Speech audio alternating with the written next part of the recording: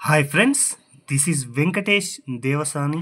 ఈరోజు మనం డిస్కస్ చేయబోతున్నటువంటి ఒక సదస్సు అనేది చాలా చాలా ఇంపార్టెంట్ అండి. ఆ సదస్సు వచ్చేసి బిమ్స్టెక్ యూత్ సమ్మిట్ 2025 అండి. ఎందుకోసం ఈ యొక్క సమ్మిట్ అనేది ఇంపార్టెంట్ అని చెప్తున్నాను అంటే, ఈ యొక్క సమ్మిట్ అనేది తొలిసారిగా నిర్వహించడం జరుగుతుంది.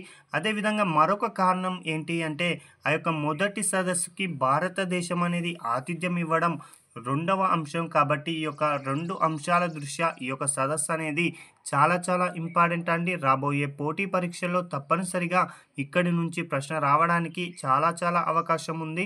కాబట్టి ఆ యొక్క సదస్సు ఏంటి అంటే బిమ్స్టెక్ యూత్ సమ్మిట్ అండి. ఈ యొక్క బిమ్స్టెక్ యూత్ సమ్మిట్ని తొలిసారిగా 2025 సంవత్సరంలో నిర్వహించడం జరిగింది. ఎక్కడ నిర్వహించారు అనేది ఎగ్జామ్ పాయింట్ ఆఫ్ వ్యూలో ఇంపార్టెంట్ కాబట్టి గుర్తుంచుకోండి. 2025 సంవత్సరంలో బిమ్స్టెక్ యూత్ సమ్మిట్ తొలి ఎడిషన్ని నిర్వహించారు. ఎప్పటి నుంచి ఎప్పటి వరకు అంటే ఫిబ్రవరి 7వ తేదీ నుంచి 11వ తేదీ వరకు నిర్వహించడం జరిగింది. ఆ యొక్క సదస్సుకు ఆతిథ్యం ఇచ్చినటువంటి నగరం లేదా రాష్ట్రం ఏది అంటాడు కాబట్టి గుజరాత్ రాష్ట్రం అని గుర్తుంచుకోండి. గుజరాత్ రాష్ట్రంలో ఉన్నటువంటి గాంధీనగర్ ఈ యొక్క సదస్సుకి ఆతిథ్యం ఇవ్వడం జరిగింది. ఈ యొక్క అంశాలను ఒక సింగిల్ స్టేట్మెంట్ రూపంలో కనుక పరిశీలిస్తే, బిమ్స్టెక్ యూత్ సమ్మిట్ 2025 తొలి ఎడిషన్ని ఫిబ్రవరి 7వ తేదీ నుంచి 11వ తేదీ వరకు గుజరాత్ రాష్ట్రంలో ఉన్నటువంటి గాంధీనగర్లో నిర్వహించడం జరిగింది. అయితే ఈ యొక్క బిమ్స్టెక్ యూత్ సమ్మిట్ యొక్క థీమ్ ఏంటి అని కూడా ఎగ్జామ్ పాయింట్ ఆఫ్ వ్యూలో అడుగుతాడు. కాబట్టి youth as a bridge for intra BIMSTEC exchange అండి. మరొకసారి చూడండి, youth as a bridge for intra BIMSTEC exchange అండి. అయితే ఈ యొక్క సదస్సుని ప్రారంభించినది ఎవరు అంటే, కేంద్ర క్రీడలు యువజన వ్యవహారాల మంత్రివర్యులైనటువంటి మన్సుఖ్ మాండవీయ అండి.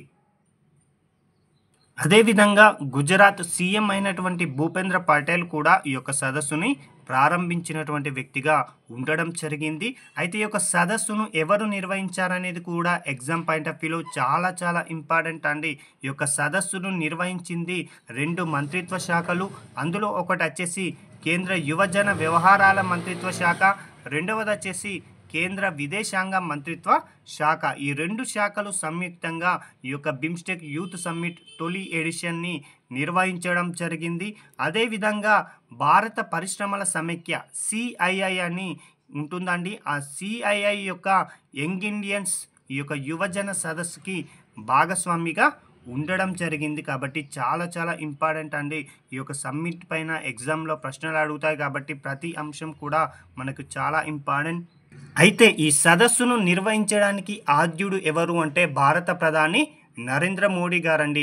భారత ప్రధాని నరేంద్ర మోడీ గారి యొక్క ఆలోచన ప్రతిరూపమే ఈరోజు మనం జరుపుకుంటున్నటువంటి బిమ్స్టెక్ యూత్ సమ్మిట్ అండి. 2018 సంవత్సరంలో నేపాల్లో ఉన్నటువంటి కాట్మాండ్లో జరిగినటువంటి 4వ బిమ్స్టెక్ శిఖరాగ్ర సదస్సులో భారత ప్రధాని నరేంద్ర మోడీ గారు పాల్గొని ఈ యొక్క BOB అంటే బే ఆఫ్ బెంగాల్ ప్రాంతంలో ఉన్నటువంటి యువత పైన దృష్టి సారించి ఒక శిఖరాగ్ర సదస్సును నిర్వహించాలని ప్రకటించడం జరిగింది. తత్ఫలితంగా ఆ యొక్క సదస్సుని తొలిసారిగా తన దేశంలోనే నిర్వహించాలని కూడా తన యొక్క నిబద్ధతనైతే ఉంచడంతో తన నిబద్ధతను నెరవేర్చడానికి తొలి శిఖరాగ్ర సదస్సుని బిమ్స్టెక్ యూత్ సమ్మిట్ యొక్క తొలి శిఖరాగ్ర సదస్సుని తన సొంత రాష్ట్రమైనటువంటి గుజరాత్లోనే నిర్వహించడం జరిగింది. కాబట్టి గుర్తుంచుకోండి, చాలా చాలా ఇంపార్టెంట్. ఇప్పటివరకు కరెంట్ ఈవెంట్గా ఉన్నటువంటి బిమ్స్టెక్ యూత్ సమ్మిట్ గురించి డిస్కస్ చేయడం జరిగింది. అయితే దానికి సంబంధించిన చారిత్రక నేపథ్యం కూడా గనక పరిశీలిస్తే ఎగ్జామ్ పాయింట్ ఆఫ్ వ్యూలో ప్రశ్న ఏ విధంగా వచ్చినా కూడా మనం చేయడానికి అవకాశం ఉంటుందండి. ఇప్పటివరకు బిమ్స్టెక్ అంటున్నాం కాబట్టి బిమ్స్టెక్ యొక్క అబ్రివేషన్ కూడా తెలిసి ఉండాలండి. Bay of Bengal initiative for multi sectoral technical and economic cooperation అండి. మరొకసారి చూడండి, bay of Bengal initiative for multi sectoral technical and economic cooperation అండి. బంగాళాఖాతం ఎంబడి ఉన్నటువంటి దేశాల మధ్య వాణిజ్యం అదేవిధంగా సహకారాన్ని పెంపొందించాలనే ఉద్దేశంతో ఈ యొక్క బిమ్స్టెక్ అనేటువంటి ఒక సంస్థను ఏర్పాటు చేయడం జరిగింది. అది ఏ సంవత్సరంలో ఏర్పాటు చేశారు అంటే 1997 సంవత్సరంలో ఈ యొక్క బిమ్స్టెక్ అనేటువంటి ఒక సంస్థను ఏర్పాటు చేయడం జరిగింది. దీని యొక్క సెక్రటేరియట్ ఎక్కడ ఉంది అంటే బంగ్లాదేశ్లో ఉన్నటువంటి ఢాకాలో ఉండడం జరిగింది. కాబట్టి గుర్తుంచుకోండి, బిమ్స్టెక్ని ఏ సంవత్సరంలో ఏర్పాటు చేశారంటే 1997 అని గుర్తుంచుకోండి. దీని రాజధాని ఎక్కడ ఉంది లేదా సెక్రటేరియట్ ఎక్కడ ఉంది అంటే ఢాకా అని గుర్తుంచుకుంటే సరిపోతుంది. అయితే ఈ యొక్క బిమ్స్టెక్లో ఉన్నటువంటి సభ్య దేశాలు ఎన్ని అంటే మనకు బిమ్స్టెక్ అనేటువంటి వర్డ్లో ఎన్ని అక్షరాలు ఉన్నాయి అంటే మాత్రం 7 అక్షరాలు ఉంటాయండి. ఒకసారి చూడండి, BIMSTEC ఎన్ని ఉన్నాయి? 7 ఉన్నాయి. కాబట్టి ఇందులో ఉన్నటువంటి సభ్య దేశాల సంఖ్య 7 అని గుర్తుంచుకుంటే సరిపోతుందండి. అయితే ఇందులో ఉన్నటువంటి సభ్య దేశాలు ఏంటి అంటే B for Bangladesh, I for India, M for Myanmar, S for Sri Lanka, T for Thailand అండి. ఈ యొక్క 5 దేశాలు ఉండడం జరిగాయి. వీటికి వీటికి బంగాళాఖాతంతో సరిహద్దు అనేది ఉండడం జరిగింది.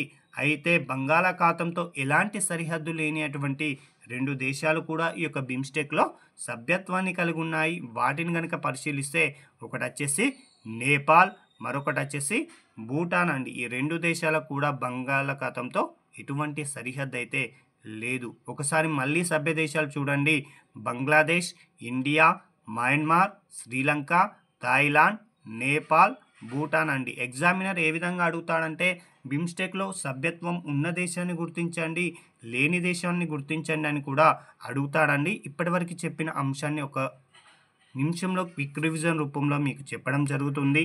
2025 ఫిబ్రవరి 7 నుంచి 11 వరకు బిమ్స్టెక్ యూత్ సమ్మిట్ తొలి ఎడిషన్ని గుజరాత్ రాష్ట్రంలో ఉన్నటువంటి గాంధీనగర్లో నిర్వహించాం.